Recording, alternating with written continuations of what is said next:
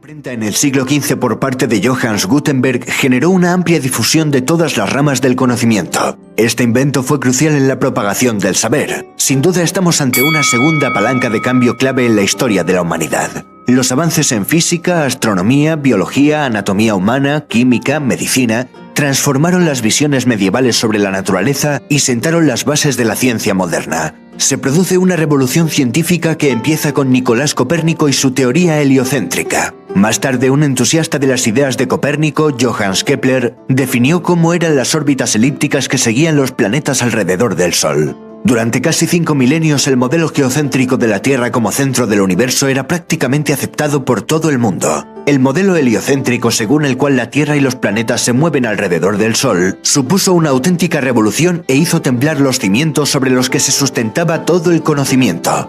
La atrevida hipótesis heliocéntrica chocaba de frente con las Sagradas Escrituras. El Tribunal de la Santa Inquisición investigó a Galileo por defender los postulados de Copérnico y casi le cuesta la vida. La revolución...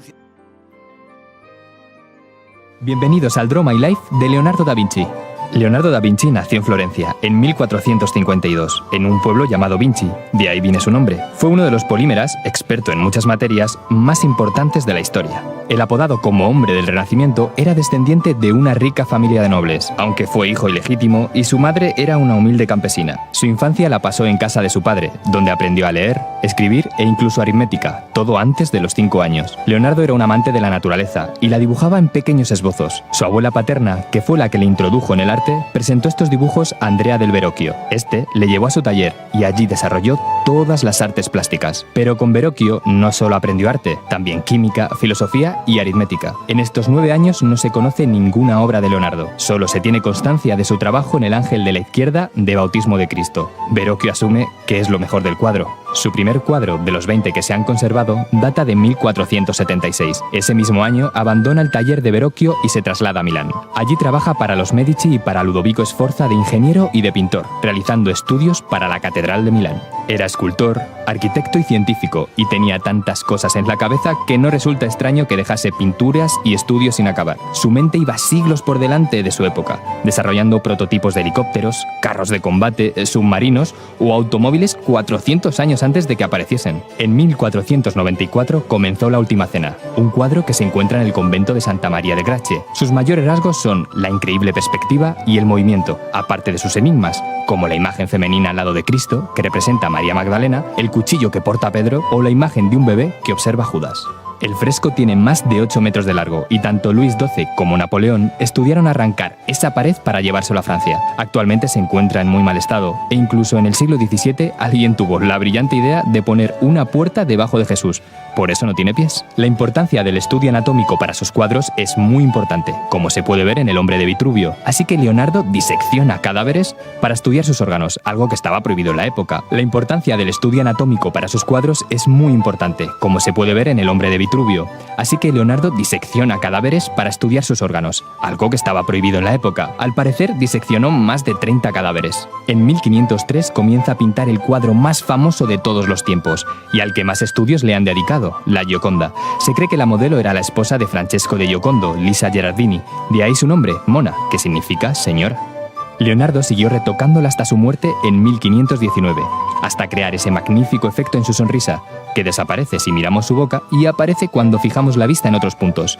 Con la Revolución Francesa el cuadro llegó al Louvre, donde lo puedes ver en la actualidad.